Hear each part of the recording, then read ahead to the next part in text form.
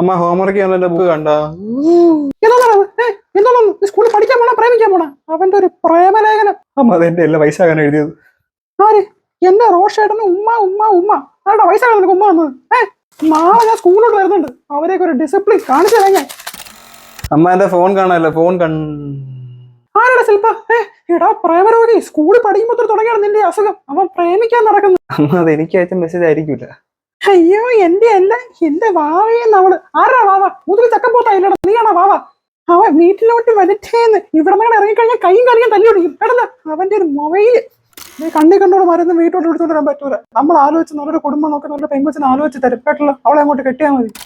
ഇനി ആരെങ്കിലും കണ്ടുവച്ചിട്ടുണ്ടെങ്കിൽ നമുക്ക് കല്യാണമായിട്ടൊന്നും വേണ്ട, ആരെ വിളിച്ചിറക്കിക്കൊണ്ടെങ്കിൽ വാ, നമുക്ക് നോക്കാം.